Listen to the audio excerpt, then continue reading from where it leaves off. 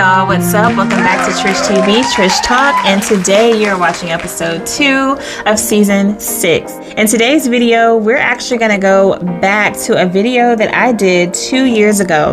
This is around the time when I had just started Trish Talk, and I was trying to think of what direction I wanted to take it, so I was just trying different topics to see which one would stick. Is the nice girl syndrome, how to stop being the nice girl. And there are some things realizing back that I didn't say. I wanted to kind of give this like a part 2. So today we're talking about 7 reasons why I stopped being the nice girl and just what I mean when I say that. Of course, before we get into this video, you already know what to do. Don't forget to like, comment, and subscribe. And thank you so much for coming back to watch another video. I didn't start dating and really understanding relationships until I moved out, is when I learned a lot of things. And I moved out when I was like, I think 21. I had never really seriously dated before. I wasn't exposed to dating. Prior to that, wasn't allowed to date. I was naive to things that guys say when they say this, what they're really saying. I didn't get a lot of those lessons. So some things I did actually learn when I moved out on my own, started dating. And then that's when my eyes started to open and I started to understand a little bit more how this whole thing goes. What do I mean when I say why I stopped being the nice girl?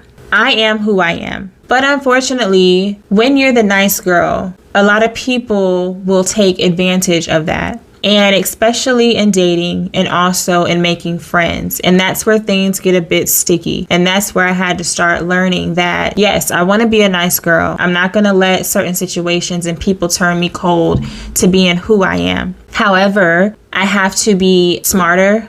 I can't be naive to people and the ways that people can be. So even while still being myself, I still want to be careful and I want to be smarter about how I move. I want to be smarter with whom I'm connected to. In the world today and in dating today and making friends today, a lot of things are just different. So you want to make sure that you stay on top of your game. I learned some things by meeting the wrong people. I learned some of these things by meeting the right people. And they schooled me and I listened. So reason number 1, when you're overly nice, you become a doormat. One thing I noticed, people get angry when you say no. You always say yes to pretty much everything. If your friend wants to go out, you say yes. Even if you're tired, you don't really want to, you'll say yes. Or if you're in a relationship and a guy says something or does something, you don't like it, but you'll kind of roll with it. What happens when you become a doormat for people and when you're always saying yes to people, the one time that you decide to wake up and say, you know what? I deserve better than this. I deserve better than this in my relationships. I deserve better than this in my friendships. When you've said yes so many times, that one time you say no, it's like you've never said yes before.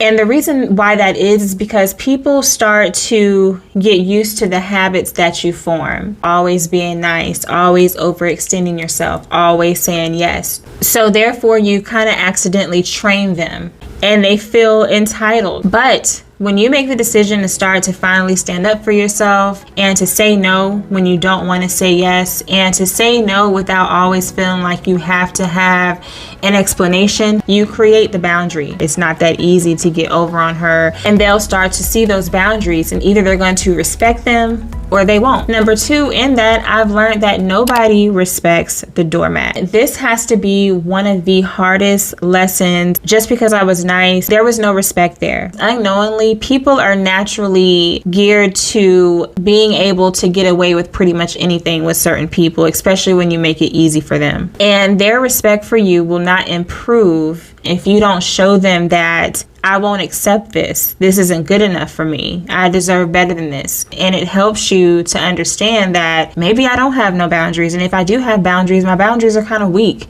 And I need to do better at what I allow, what I don't allow. And if I do allow certain things, why do I allow this? Number 3, this was a big one.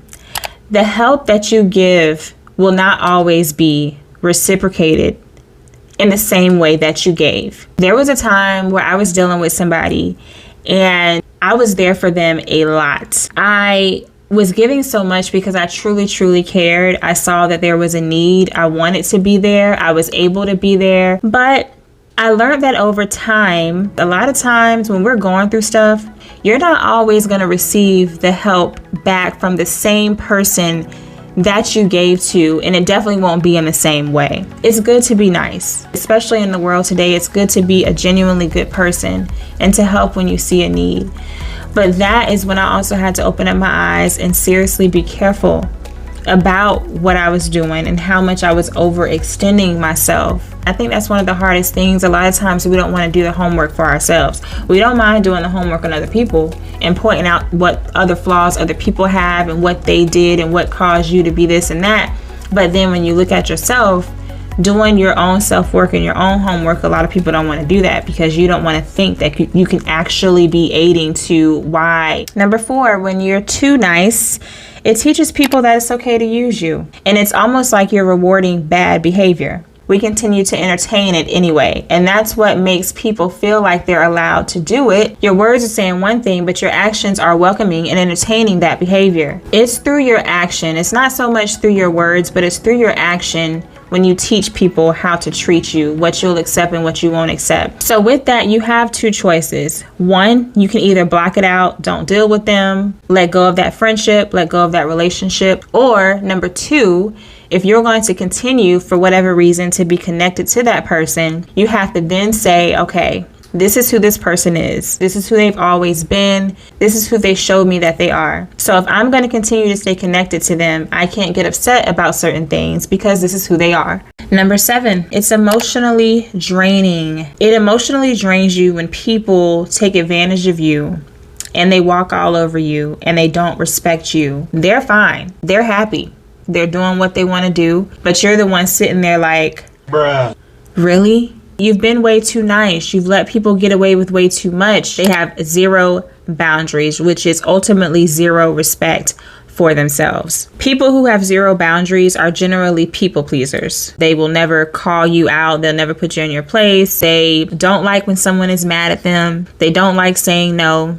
Just don't like the feeling of possibly making someone else upset at the expense of making sure that they themselves are good. And when you're like this, you attract a lot of toxic people. Because you lack self-awareness, you attract those types of people. This was a long road for me. I had a lot of things I had to learn, and I had to learn quick. I would strongly suggest if you're somebody who really wants to be in a relationship right now, I would highly suggest that any connections that you have right now that you know aren't permanent, to completely just block them out of your life. Understand yourself first so that you can understand what you want and what you don't want. Don't let anyone knowingly use you, and don't ever be okay with that. And sometimes we place really high expectations on people that can't meet these expectations that we have. Putting yourself first, making sure that you're happy, making sure that you're solid so that you don't have to deal with unnecessary drama and toxic people. I hope y'all enjoyed this video and this conversation. Sound off in the comments below. Is there anything else that you would add to this? Have you encountered some situations that made you go, yeah? Don't forget to like and subscribe, and I will see you guys in the next video. Thank y'all so much for watching. I love y'all. Bye.